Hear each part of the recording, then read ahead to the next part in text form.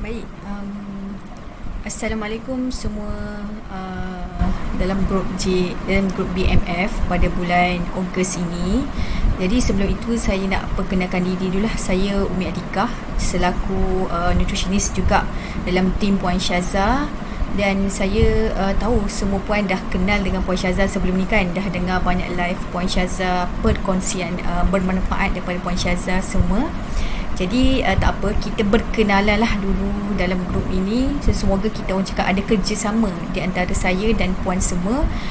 Dari segi saya nak membantu puan ke arah pemakanan yang betul. Semoga dikurniakan rezeki lah untuk mendapatkan zuriat juga. Okay, jadi saya nak minta maaf juga disebabkan oleh tadi, sebab saya dah record sebenarnya dengan StreamYard juga, tapi ada technical problem dari segi sound system menyebabkan suara tak dengar. Jadi saya tak boleh nak post kepada puan. Jadi saya terpaksa buat balik supaya semua puan dapat manfaat. Dan Alhamdulillah saya tengok balik soalan-soalan yang puan dah ajukan sebelum ini. So saya akan masukkan juga dalam recording ini.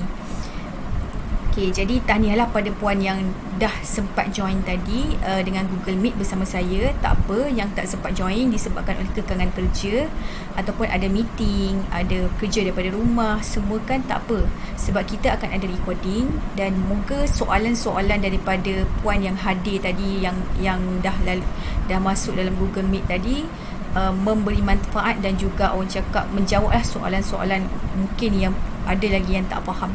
Okay.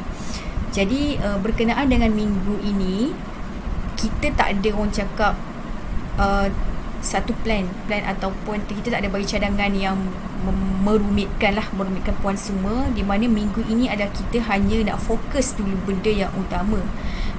Iaitu dari segi set kita punya minda, set kita punya goal ataupun matlamat. Fokus nak betulkan makanan dalam pinggan dahulu. Dari segi yang kita berdasarkan kita punya pembetulan dalam pinggan adalah berdasarkan pada suku separuh juga, tetapi lebih sikit kepada itulah dari segi kualiti makanan juga. Yang keempat adalah dari segi nak betulkan dulu buat jus kesuburan, rutin jus kesuburan macam mana kan. Yang kelima adalah dari segi pantang larang. Jadi ini 5 benda lah yang kita tekankan dulu minggu ini. Tapi yang sangat-sangat penting memang kena setkan minda, setkan matlamat dahulu. Baik, jadi dari segi dan tahniahlah untuk puan semua yang dah hantar, dah buat goal, matlamat, tulis cantik-cantik, tampal di tempat yang puan nampak kan, letaklah dekat phone ke, dekat desktop, laptop ke. Tahniah atas usaha puan semua. Okey. Jadi untuk setkan minda ataupun matlamat ni, sebenarnya kita cuba nak bina satu orang cakap benteng ataupun minda yang kuat. Sebab saya tahu mereka puan semua yang TTC ini, saya tahu dah lalui pelbagai perjalanan sebelum puan semua dah masuk orang cakap program JSH inilah, program BMF kan. Sebelum ni mungkin puan dah cuba pelbagai grup, dah pergi jumpa pelbagai pakar ONG ke mana-mana, dan malah ada yang dah buat treatment IUI, IVF dah beberapa kali, tetapi masih tak ada rezeki juga. Jadi saya faham bab tu. Jadi bila bab setkan minda, setkan matlamat ataupun goal, kita cuba nak bina salah satu motivasi ataupun kekuatan ataupun tak nak puan putus asa, nak teruskan semangat dalam orang cakap berjuang untuk mendapatkan zuriat ini.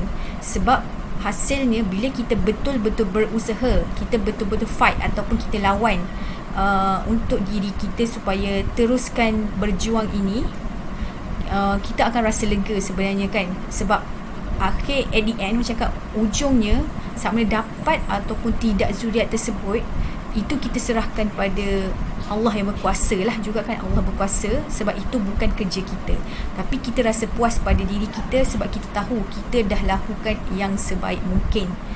Okay, jadi bila berkenaan dengan kesihatan pemakanan ini, memang aim puan adalah untuk TTC mendapatkan zuriat, tetapi letakkan juga sekali di mana puan juga nak badan yang sihat supaya kita dapat jalankan ibadah ke ataupun jaga keluarga kita dengan baik, lakukan kerja dengan baik juga.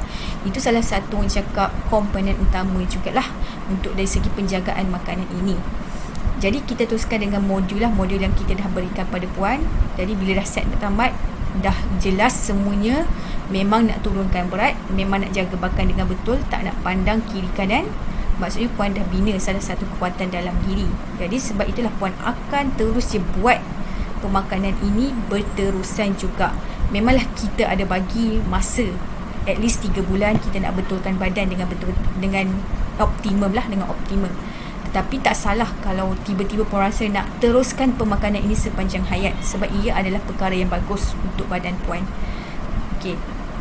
Jadi selepas dah set goal, dah set matlamat, dah jelas semuanya, puan dah bina sesuatu kekuatan, barulah kita akan cakap berkenaan dengan pantang larang. Jadi bila masuk dengan pantang larang ini, kita tahu ramai yang dah baca berkenaan dengan pantang larang, dan kebanyakan pantang larang ini memang makanan kebanyakan kita lah suka kan. Saya pun suka juga. Suka. Jadi bila sebut buat pantang-pantang ni, kenapa ada juga makanan yang saya suka ada dalam list pantang juga. Jadi saya nak makan apa kan. Tapi tak apa, sebabnya pantang larang ini, 5 benda ini, dia ada cakap matlamat, dia ada tujuan dia yang paling utama, di mana kita tak nak rosakkan badan kita lagi. Sebab badan kita ini, kita tahu mereka-mereka yang susah nak hamil, berat badan berlebihan kan, ada masalah hormon, dia ada satu dikaitkan dengan inflammation ataupun keradangan dalam badan. Keradangan ini adalah bermaksud luka yang ada dalam badan, termasuklah luka sama ada sel kita yang tak sihat, tisu kita yang koyak, organ kita dia tak capai fungsi yang optimum, hormon kita tak stabil, menyebabkan informasi atau maklumat yang disampaikan oleh kita punya saraf kita punya otak kita tak sampai pada organ kita untuk organ ini berfungsi dengan optimum. Jadi inilah dimasukkan luka, dan luka ini sebenarnya hadir ataupun datang disebabkan oleh radikal bebas. Radikal bebas ini juga datang daripada mana? Radikal bebas ini punca dia adalah memang stres kita lah, maksudnya chronic stress. Chronic stress ni adalah sebab stres ni ada 2, stres yang memberi positif, stres yang memberi negatif. Bila stres negatif ada, stres positif ada contohnya kalau kita, contohnya dulu kita ada belajar kan yang fight and flight kan. Maksudnya kalau kita tengok sesuatu benda, sama ada kita nak lawan balik ataupun kita nak lari kan. Jadi stres itu adalah stres yang positif kalau kita nak lawan ataupun kita nak lari. Itu tak ada masalah. Tapi bila chronic stress ini adalah stres yang bertubi-tubi datang, yang menyebabkan kita rasa letih, lemau, dan kita tak dapat nak berfikir. Kadang-kadang makan kita pun tak teratur, terlampau stres sangat. Contohnya deadline kerja, lepas tu husband tiba-tiba ada masalah kesihatan ke, mak mertua ke, atau mak kita menyebabkan gangguan tidur pada kita, makanan kita pun tak teratur. Itu yang menyebabkan kita mengalami chronic stress yang badan kita tak dapat nak tampung lagi. Jadi inilah yang menyebabkan hasilnya radikal bebas yang merosakkan badan kita hingga menyebabkan keradangan. Yang kedua adalah pencemaran. Pencemaran ialah salah satu punca utama jugalah. Tetapi pencemaran ini mungkinlah pencemaran daripada asap kilang, daripada kereta, ataupun yang kita hirup udara di luar. Mungkin kita tak dapat nak kawal, sebab itu kita bukan di bawah kawalan kita lah kan. Tetapi kita boleh mengawal dari segi pemilihan dari segi bahan-bahan nanti, yang juga kita akan share dalam modul seterusnya juga, berkenaan dengan perfume yang kita guna, alat makeup yang kita guna. Yang ketiga adalah dari segi punca pemakanan kita lah, disebabkan oleh cara pemilihan makanan kita yang salah. Cara kita nak pilih, sama ada kita dah rasa makanan kita ni betul, tetapi rupanya makanan kita ni tak elok dari segi kualitinya rendah. Itu yang selalu terjadi. Dan ada yang orang terlalu busy sehingga terpaksa skip portion sayur ataupun portion lauk tak cukup. Ataupun dia tak ada orang ataupun mereka dia tak betul-betul tak tahu dari segi portion makanan yang betul. Ini yang salah 3 punca yang menyebabkan radikal bebas sehingga meninggalkan keradangan, sehingga punca kepada hormon tak stabil, dan perkara-perkara lain juga yang berlaku dalam badan lah. Selain daripada masalah untuk TTC, dia akan ada masalah, kadang-kadang kita tak nak lah dikaitkan dengan masalah penyakit-penyakit lain juga. Okey, baik, satu lagi. Jadi pantang ini adalah gula lah. Gula, kenapa kita betul-betul nak elakkan gula? Sebab kita tahu gula adalah hasil daripada makanan yang diproses lah. Sebab kita tahu gula ini dihasilkan oleh tebu kan. Tebu adalah makanan diproses dan dia juga tinggi GI. Jadi kalau boleh kita tak nak makanan diproses ini. Bila dah diproses, dia dah hilang zat. Bila masuk dalam badan, tak ada apa yang boleh membantu badan, malah merosakkan lagi badan. Okey, yang kedua adalah berkenaan dengan tepung-tepungan. Tepung-tepungan ini dia kategori refined carbo atau refined carb lah dipanggil. Benda yang diproses juga, di mana dulu tepung-tepung ini elok, tetapi makin lama teknologi makin canggih dan tepung ini dah hilang dia punya zat semua, dan yang ada memang kalori sahajalah. Jadi bila kita gunakan tepung semua, jadi bila masuk dalam badan, benda yang tak ada zat ini memang akan merosakkan badan. Lagi-lagi kalau kita salah pilih cara makan tepung, di mana kita makan tepung dengan cicah gulai ke kan, cicah ikan bilis ke kan, macam tu je lah. Lepas tu ada buat donat, benda goreng pula kan, so add on lagi dia punya keradangan dengan fat, lemak semua tu dekat situ. Jadi kalau nak balik, sebab itulah kita galakkan gluten free. Sebab sebenarnya lah gluten itu adalah sumber protein yang bagus sebenarnya. Jadi sebab itulah kita nak sumber gluten itu sebagai sumber protein kalau dapat. Kalau tak dapat, tak ada masalah. So kita avoid dulu sebab kita akan fokus makanan yang lain lah. Okay, jadi yang ketiga adalah berkenaan dengan tenusu lah kan. Produk tenusu ini dia mungkin dekat overseas ataupun di luar negara, dia ada salah satu susu yang dibekalkan. Tapi negara kita tak banyak juga, kalau dapat pun tak banyak jugalah. Saya tengok dia punya stok mana susu adalah grass feed punya susu lah. Maksudnya susu yang betul-betul lembu atau kambingnya ataupun sumber haiwannya makan rumput 100% dan tidak ada antibiotik. Jadi ini yang kita nak sebenarnya, tetapi disebabkan oleh kekangan kita nak dapat sumber tenusu yang begitu, jadi sebab itulah kita fokuskan plant based dahulu. Maksud plant based ini adalah termasuklah elemen punya susu unsweetened, pistachio ke kan, walnut ke, semuanya unsweetened. Jadi fokus kepada ini dahulu. Okey, yang itu. Yang keempat, gorengan garing. Jadi setiap zat makanan kita ini, dia ada takat suhu dia yang mana boleh menjejaskan zat dalam sesuatu makanan atau tidak. Jadi apa yang kita nak adalah kita preserve, kita pelihara, pemeliharaan zat itu supaya dia tidak rosak bila masuk dalam badan kita. Sebab itulah kita tak nak gorengan garing, maksud deep fried ini crunchy punya taste lah kan. Dia punya crunchy, sedap, memang sedap dah sangat kan. Tapi bila kita masuk dalam badan, ia tak memberi apa-apa zat lah kepada badan, sebab ia dah rosakkan zat juga sebenarnya. Jadi kalau nak guna air fryer ke apa, sebab ada tadi session sebelumnya ada yang tanya saya, boleh tak nak guna air fryer untuk menggoreng? Boleh sahaja puan, tak ada masalah sebenarnya. Cuma pastikanlah air fryer itu ikut suhu yang diberikan, sebab dia dah bagi panduan kan. Ni puan ikut saja suhu tersebut, berapa puan nak gunalah untuk menggoreng ikan. Okay. Jadi yang kelima adalah dari segi tadi tenusu, deep fry kan, dan juga yang kelima daging merah. Okey, daging merah ini banyak sangat, memang dalam kajian pun banyak juga berkenaan dengan berkaitan. Jika mengambil daging merah berlebihan lah, sebenarnya berlebihan boleh menyebabkan endometriosis ataupun kanser juga. Trigger ni maksudnya benda yang mencetuskan lagi kanser, ke arah kanser ataupun endometriosis itu berlaku. Tetapi dari segi pemilihan daging, kita memang galakkan juga kalau nak rasa, nak makan sekali-sekala boleh, tapi pastikanlah dulu daging tersebut pilihlah yang grass feed. Grass feed maksudnya dia punya daging ini sama macam tenusu tadi, betul-betul 100% makan rumput, tidak ambil antibiotik apa-apa. Itu yang kita nak, sebab perbezaan lemak dua-dua ini sangatlah ketara juga, dan sumber protein juga sangat ketara juga. Jadi ini 5 pantang larang yang kita nak puan, yang kami nak puan elakkan dulu. Dan dari segi bab nak fokus semua pantang larang ini, saya faham bukan senang. Bukan senang lah, sebab kita baru nak cuba.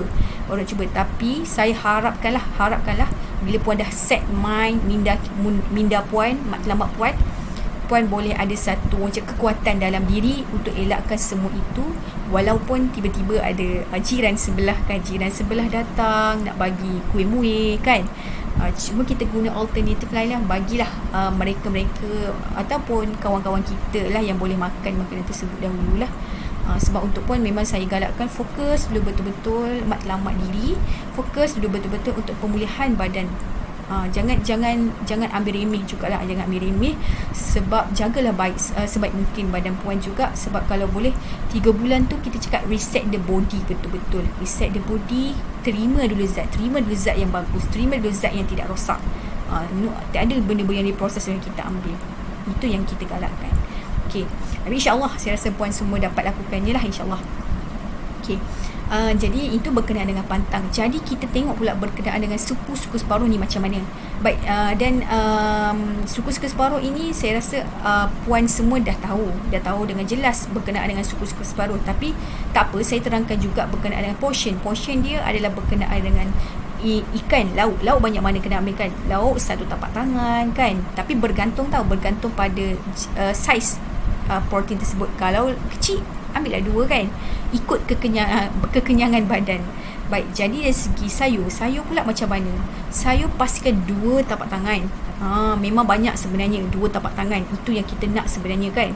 Lepas tu nasi 1 penumbuk puan. Bukan ukur penumbuk saya tau, ukur penumbuk puan sendiri. Jadi ukur penumbuk. Jadi bila dah cukup portion ini, jangan cakap dah betul lah saya. Belum lagi.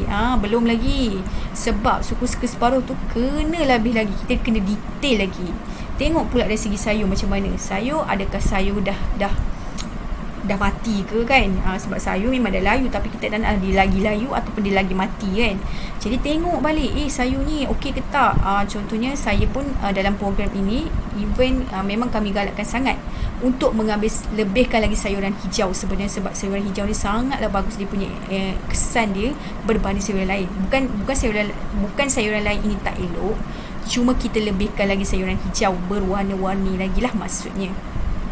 Jadi sebab itulah saya cadangkan, bila contohnya lah puan tak sempat pada waktu tengah hari nak ambil sayuran hijau, tak apa, dan at least bawa lah ke malam. At least 1 hari tu adalah sayuran hijau. Kalau dapat 2 hari macam itu, sangatlah bagus. Jadi combination orang cakap sayur-sayuran itu sangatlah diperlukan. Jadi sayuran hijau ni janganlah limit kepada salad saja. Jadi saya minta sangat, janganlah limit kepada, terhad sangat pemilihan kepada salad sahaja. Sebab banyak lagi sayuran-sayuran yang kita kena makan. Sebab salad ini dia tak adalah tinggi sangat zat juga sebenarnya. Sebab itu saya cadangkan ambillah sayuran-sayuran yang lain juga, macam kacang buncis, kacang botol kan, boleh je ambil, tak ada masalah. Dan tak kisah kalau puan dapat mempunyai kemampuan dari segi keuangan, tak kisah untuk puan mengambil sayuran organik, dibolehkan dan malah digalakkan sahaja.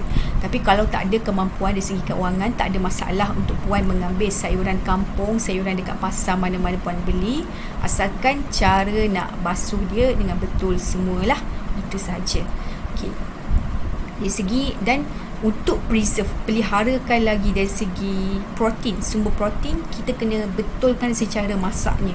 Jadi cara masak ini adalah yang kita tekankan juga. Kita ada share dalam modul kan, ada steam, kukus, boil, rebus, buat sup, bakar ataupun grill kan. Jadi ini adalah komponen ataupun cara masak yang palinglah bagus, sebab dia dapat jaga kualiti zat makanan tersebut. Dan sebenarnya sebab bila kita dah gunakan cara masakan ini semua, kita akan kurangkan penggunaan dari segi sos sebenarnya.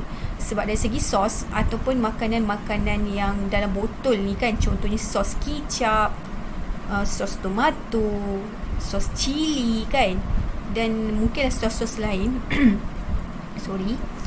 mungkinlah sos-sos lain ini, dia sebab dia dah ada garam dan letak dalam tu, garam tersembunyi lah kita panggil, bahan pengawet juga. Jadi kalau boleh kita cubalah kurangkan penggunaan sos-sos tersebut bila kita gunakan cara, contohnya nak buat tom yum kan, kita buat secara semula jadi juga, tak guna paste. buat tom yum putih dengan elok. Jadi kita dah guna serai, halia, semua itu dah ada dah dia punya rasa dia tersendiri, itu lagi bagus.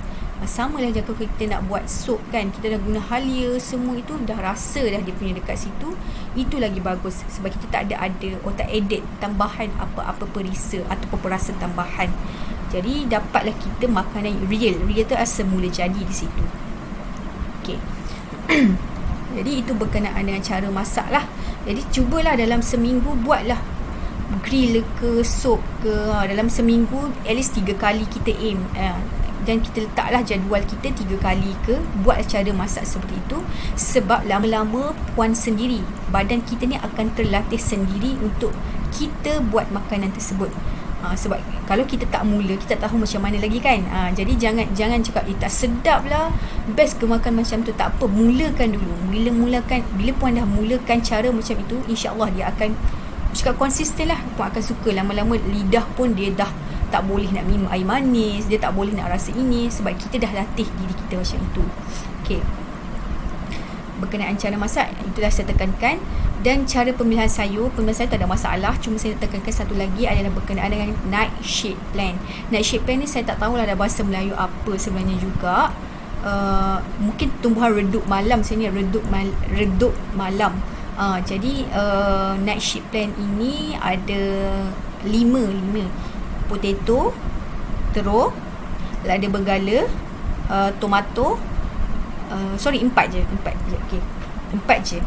Jadi dari segi potato adalah ubi kentang lah kan.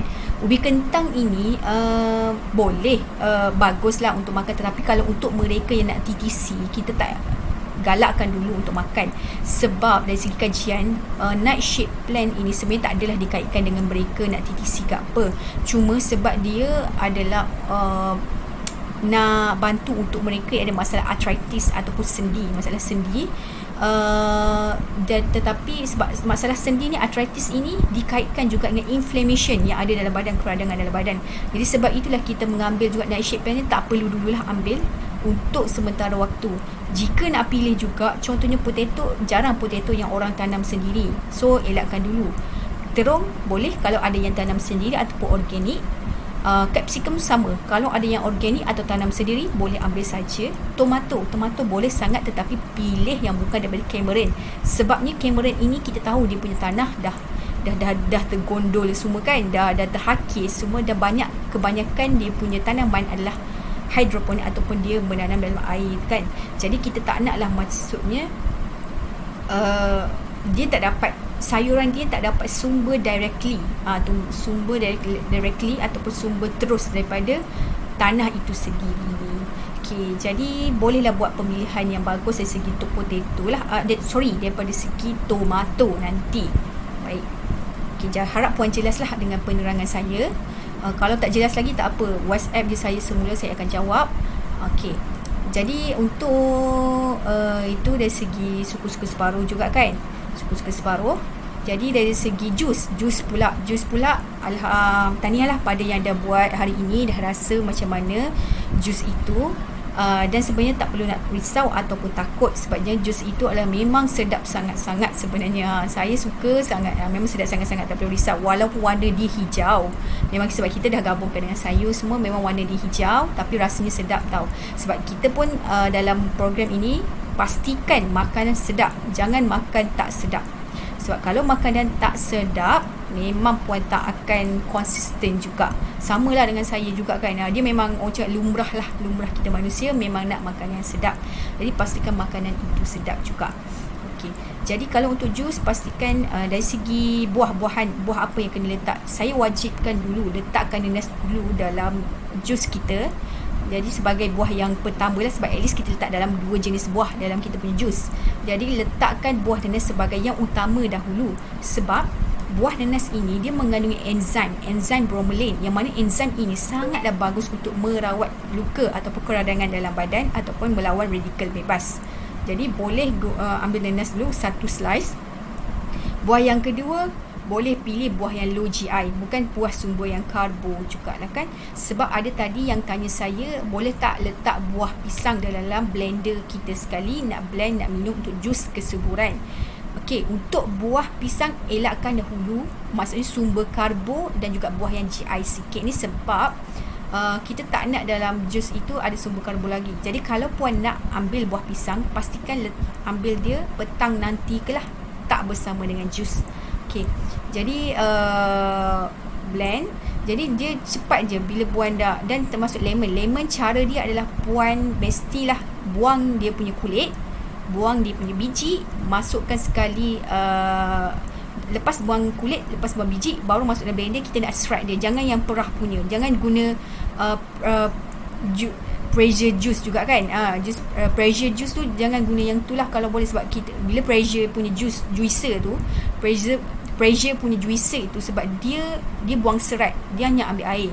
Jadi kalau boleh kita nak blender, sebaiknya lah kalau puan ada, gunalah heavy duty blender. Yang mana heavy duty blender ni memang sesuai untuk kita buat blender bahan-bahan yang berat lah, maksudnya kita nak hancur betul-betul lumat. Okey, jadi lagi bila dah hancur lumat, lagi dah sedap puan minum, semua letak ais semua kan. Jadi nak sejuk atau ketak bergantung pada puan pemilihan jugalah. Jadi cara juga nak buah yang buah yang ada wax. Wax ni maksudnya ada dalam buah apple semua kan. Jadi cara dia puan letaklah dalam, maksudnya ni apple. Jadi puan letaklah pisau. So puan kikis bawah air mengalir macam ni. Buat macam ni, bawah air mengalir. Jadi buat macam tu boleh hilang dia punya wax. Ataupun puan rasa lepas dah unwaxingkan dia kan, dah buang dia punya wax tu, lilin dia tu, boleh je nak rendam dalam air garam ataupun nak rendam soda bikarbonat ke apa ke, tak kisah, itu terpulang pada puan, boleh sahaja. Baik, itu yang tu. Jadi dah blend, minum, habiskan 2 gelas dulu dalam pagi tu. Kalau tak dapat nak habiskan, tak apa, simpan dalam tumbler ataupun tutup elok-elok, letak dalam peti ke, ataupun boleh bawa ke office terus, lepas tu baru minum, habiskan di office pun boleh juga. Dan jika mereka yang tak sempat macam nak prepare, padahal sebenarnya jus ini sangatlah senang nak prepare dia, maksudnya 5 minit ke apa dah siap sebenarnya. Pastikan malam itu puan boleh potong siap-siap, potong siap-siap, letak dalam ziplock elok-elok ataupun plastik apa-apa yang puan ada, letakkan tempat frozen. Boleh je buat terus seminggu, tak ada masalah juga. Terus seminggu letak, pastikan tak frozen lah, sebab kita nak preserve lama sikit. Okey, letak seminggu, nak bagi dia tahan lama kan. Okey, jadi bila kita bangun pagi, kalau nak guna yang beku, nak terus blend pun, kalau heavy duty punya blender tak ada masalah lah, sebab dia dah ada sejuk dekat situ kan, maksudnya dah macam dah ada ais dekat situ, so okey saja. Tapi kalau rasanya defrost dahulu pun tak ada masalah juga, boleh juga macam tu. Okey, jadi boleh buat macam tu lah. Okey, jadi itu berkenaan dengan jus. Jadi saya jawablah juga dari segi soalan yang puan tanya juga sebelum ini. Ada yang bertanya saya juga, kalaulah nak makan apa, creamer dan dairy kan, creamer dan dairy macam ni, saya jawablah berkenaan dengan soalan-soalan sebelum ini. Creamer dan dairy. Jadi creamer dan dairy ini, kita tahu asal creamer ini daripada mana. Jadi creamer ini sebenarnya dibuat daripada palm ni adalah kelapa sawit yang proses dia ada terakhir sekali. Jadi bila dia ambil daripada sumber kelapa sawit itu, dia dibuat, hasilkan menjadi creamer, dan dalam creamer itu memang dia letak gula tau, sebab itu dia manis. Memang untuk pemanis lah, dipanggil sweetener lah jadinya juga kan, pemanis.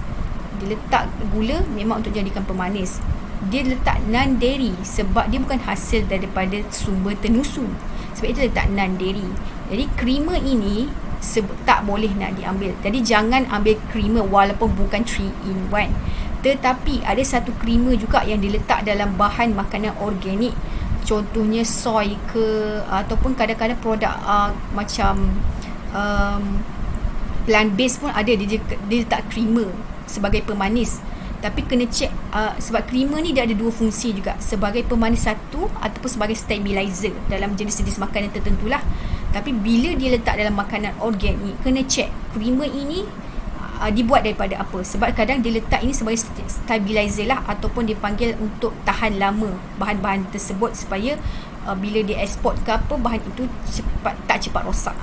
Itulah fungsi creamer itu sendiri. Jadi kena tengok juga, baca labeling itu betul-betul. Okay.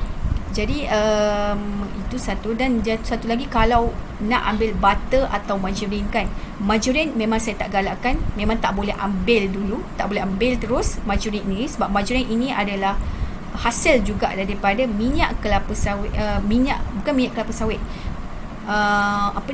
margarine ini dihasilkan oleh minyak sayuran, tak kisahlah kelapa sawit ke, minyak jagung ke kan, minyak canola ke apa, tapi ia minyak sayuran yang dah melalui proses menyebabkan dia punya rantaian dia ini dah diputuskan. Sebab kalau rantaian yang mantap, yang stabil adalah dia panggil dua double bond, dua ikatan. Tapi bila margarine ini dia dah buang satu ikatan, dah jadi satu je ikatan dia, maksudnya dia ni dah tak stabil. Yang ada dia adalah kalau kita guna lagi, fat lah yang tinggi juga margarine ini. Jadi, dan dia punya omega 6 agak tinggi lah juga kan, omega 6, sebab daripada sumber canola ke apa, ada omega 6 yang tinggi. Jadi margarine elakkan dulu. Kalau nak butter ini bagus, tak ada masalah, sebab dia memang hasil stabil, hasil daripada sumber tenusu. Cuma kita pilih butter yang betul. Jadi dekat pasaran ada, saya jumpa dekat Tesco, jenama butter Kerrygold grass-fed punya. Jadi kalau puan-puan semua nak cari, tak ada masalah, tiba-tiba nak gunakan butter Kerrygold tersebut untuk buat grill ke apa, boleh gunakan sahaja. Okey, itulah yang puan boleh ni. Jadi yang seterusnya adalah berkaitan dengan beras juga kan. So kita galakkan untuk pemilihan beras itu macam mana. Memang kita suruh pilih sumber low GI. Jadi sumber low GI ada dalam buah kan, dan juga dari segi pemilihan nasi lah, nasi kita, beras kita. Jadi low GI beras ni dia ada pelbagai jenis. Dia ada steam ada, dia ada parboil ada, dan kita ada macam Eco Brown punya brand tu, maksudnya beras perang tu dia ada yang beras perang saja, dan dia ada dari segi campuran beras hitam, beras merah, dan campuran beras biasa. Jadi sebenarnya semua ini adalah grup untuk kumpulan untuk low GI, cuma berbeza dari segi proses sahaja. Dari segi zat tak ada banyak beza juga sebenarnya, cuma jenis black rice, red rice tu saja orang cakap kelebihan di situlah. Mungkin dia ada orang cakap iron yang tinggi sikit kan. Jadi mungkin dia ada orang cakap thiamine ni adalah sumber B1 lah, B1 daripada sumber nasi yang lebih sikit. Itulah yang bezanya juga dalam setiap nasi tersebut. Maksudnya ada vitamin B yang berlebihan sedikit ataupun zinc yang sedikit dalam segi nasi.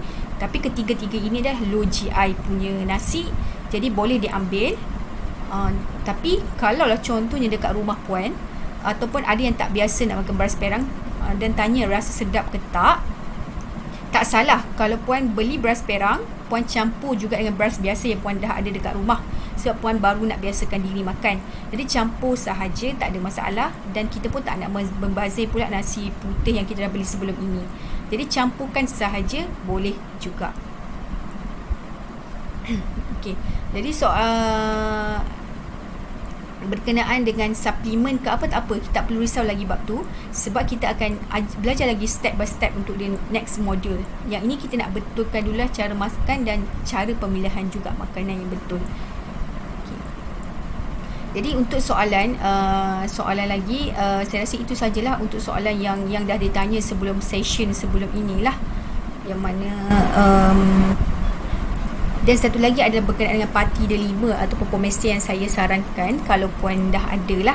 Sebab parti delima ini kita ada satu lagi jus sebenarnya, itu jus malam. Tapi tak apa, jus malam kita akan bagi resepi nanti. Sebab jus malam ini kita panggil jus yang anti kolesterol. Sebab dalam tu kita akan letak ketumbar juga, yang mana ketumbar ni efek dia sangat bagus untuk sebagai nak kurangkan kolesterol, ataupun kita sebagai high antioksidan juga punya sayuran. Jadi kalau ketumbar ini tak kisah kalau puan nak masak, puan letak dalam tom yum ke, lagilah bagus kan. Ataupun puan nak buat ulam pun tak ada masalah, digalakkan juga. Okay. Jadi dari segi buah-buahan lain, maksudnya kita tekankan juga sayuran cruciferous. Jadi ada yang tanya saya, cruciferous vegetable tu macam mana kan. Cruciferous ni dia panggil cruciferous sebab dia macam crunchy sedikit. Dia tak adalah berdaun, daun lembik kan. Cruciferous ni dia punya batang dia lembut semua kan. Jadi cruciferous ni maksudnya macam brokoli kan, sayur kobis, Brussels sprout, semua tu ia adalah kategori cruciferous vegetable yang ada saya share juga dia punya table, dia punya image tu lah, gambar dia. Jadi kalau puan nak masukkan elemen-elemen ini pun dalam makanan puan semua, tak ada masalah, sangat bagus. Cuma kalau Brussels sprout tu saya pun pernah goreng sajalah. Tapi kalau puan ada kreatif masing-masing nak ubah cara masak lain pun tak ada masalah, bergantung pada orang cakap kekreatifan puan nak masak macam mana, asalkan ikut selera puan, itu yang penting.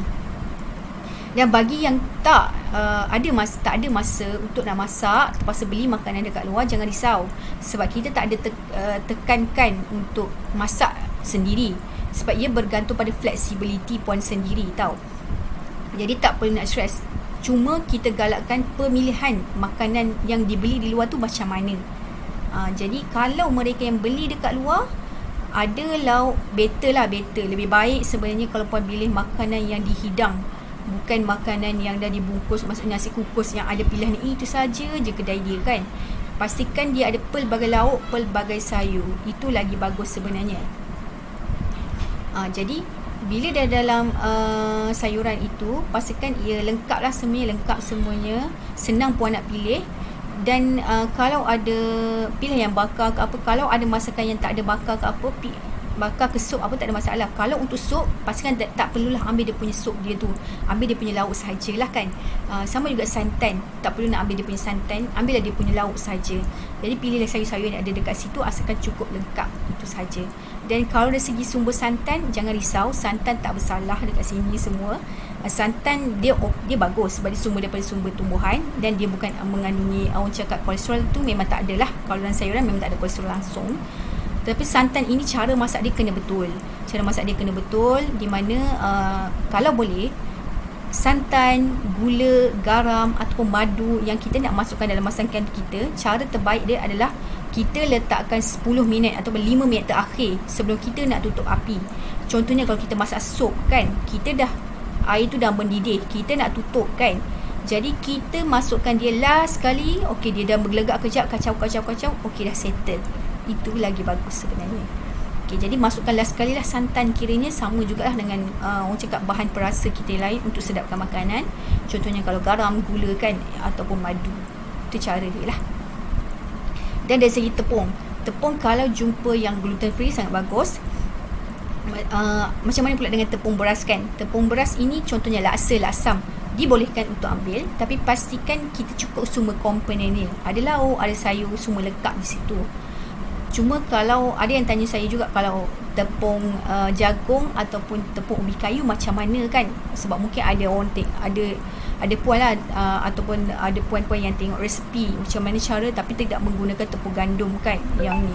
Jadi sebenarnya tepung boleh saja kalau dapat cara-cara nak buat, tapi pastikan cara makan dia tu macam mana.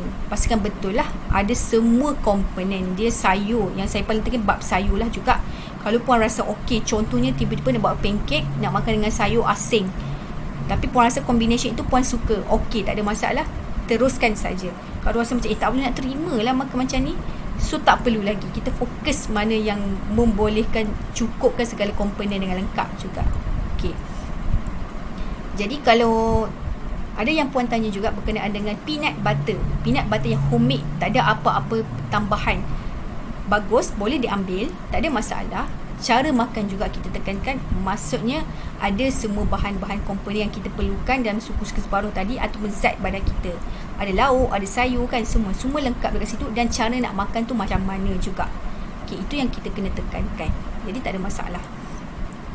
Lepas itu saya nak bagi tahu juga, kalau puan semua nak ambil contohnya kurma, raisin ke apa kan, sangat bagus, dibolehkan saja. Cuma dari segi kurma, pastikan pilihlah kurma yang ajwa. Ajwa sebab kita nak kurma yang high grade juga. Tak pun pilih yang kurang manis juga, itu pun dibolehkan. Atau sekarang kan ada yang jual dalam beku kan, apa nama saya lupa, mejul ke apa, saya lupalah nama dia. So dia dah bekukan. Jadi kalau puan nak ambil, tak ada masalah juga. Cuma pastikan dia kurma ni dalam 2 hingga 3 biji dah cukup, tak ada masalah. Raisin pun sama. Pilihlah yang bukan yang disira gula, Jadi boleh tanyalah pada pembekal ataupun mana-mana tempat yang puan beli, pastikan dia betul-betul pure, tak ada gula tambahan ataupun disira gula lah juga. Maksud dari segi makan lain pun sama. Jadi ada segi satu lagi adalah kekacang ataupun sumber biji-bijian. Sumber kekacang ini adalah contohnya kita elakkan dulu kacang daripada kacang tanah, sebab kacang tanah ini dia ada sumber omega 6 juga, yang mana pro radang, dia punya fungsi lah, pro radang juga, boleh mencetuskan keradangan juga. Jadi kita fokus dulu kepada kacang lain lah, macam pistachio, kacang gajur, semua tu fokus itu yang dulu. Ataupun kacang kuaci ataupun biji labu, fokus yang itu dulu, tapi pastikan bukan yang ditambah gula ataupun ditambah garam. Okay. Jadi kalau puan juga ada yang cakap red dates kan, ataupun kurma merah nak masukkan dalam masakan pun boleh juga. Selalu Chinese lah, saya tengok Chinese yang buat macam tu, so itu dibolehkan, tak ada masalah. Goji berry ke apa dibolehkan, nak makan tak ada masalah juga. Okay. Okay. Jadi saya rasa itulah yang soalan yang puan dah tanya sebelum ni. Jadi teruskanlah juga, mana yang dah cukupkan bahan, boleh dia teruskan untuk buat jus. Tapi mana yang tak cukup lagi bahan, sebab mungkin ada yang dah order daripada saya, tapi saya minta maaf lah sebab ada kekangan segi stok juga, yang mana PKP ini menyebabkan kurier dia agak lambat juga. Kurier agak lambat, jadi saya terpaksa tunggu juga daripada HQ. Jadi sebab itulah kadang-kadang kalau ada buah ke dah cukup beberapa item, buat je dulu. Nak blend buah apple saja pun boleh saja dulu. Buat je dulu apa yang ada. Jadi tak ada masalah. Jadi bila dah bahan cukup, komplit letakkan semua. Terus barulah mantap lagi dia punya rasa kan. Okay. Sebab kita mungkin sebulan ini dalam proses nak belajar baru kan. Belajar baru, mungkin next month barulah puan rasa macam dah nampak macam ini semuanya. Okay. Jadi untuk soalan yang lain saya rasa tak ada masalah, puan boleh teruskan macam biasa.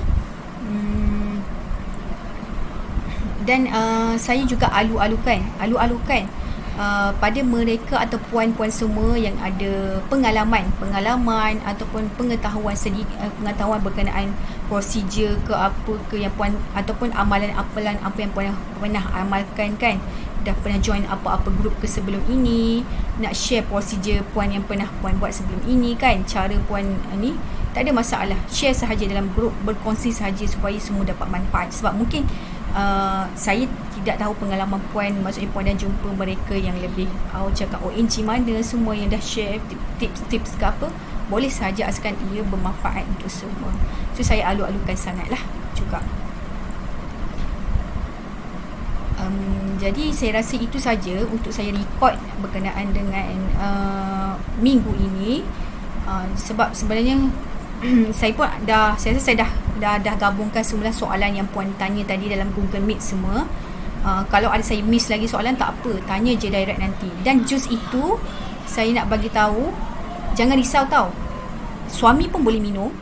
Dan kalau mak-mak kita nak minum, ayah kita nak minum, mak mertua nak minum, tak ada masalah. Adik-beradik lain pun nak minum, tak ada masalah. Sebab jus itu adalah bukan jus untuk kesuburan sahaja, tapi ia jus untuk membantu badan kita, memberi zat pada badan saja. Jadi tak salah untuk semua amalkan, sebab dia adalah hanyalah komponen buah dan sayur saja yang digabungkan, itu sahaja. Dan soalan satu lagi adalah berkenaan dengan mereka yang ada dah cakap keguguran kan sekarang kan, boleh tak nak minum juga jus tersebut? Boleh saja puan, sebabnya jus-jus itu sebenarnya ia sangat membantu, malah membantu sangat untuk speed recovery ataupun pemulihan yang cepat. Sebab dalam tu memang mempunyai zat yang padat, sumber protein yang bagus, yang mana membantu mencepatkan baiki kerosakan sel ataupun merawat tisu-tisu yang rosak juga. Jadi tak salah, amalkan saja. Dan yang wheatgrass ke flaxseed, chia seed, ia bukan kategori suplemen, ia adalah kategori makanan. Dan even suplemen tu adalah kategori makanan juga yang dikeringkan juga sebenarnya. Itu jadi kena orang cakap. Dan sebab suplemen dia ada food base, ada yang biasa juga. Sama juga yang wheatgrass ini memang adalah makanan sahaja sebenarnya, ataupun chia seed tu memang makanan. Jadi tak ada masalah untuk puan amalkan juga.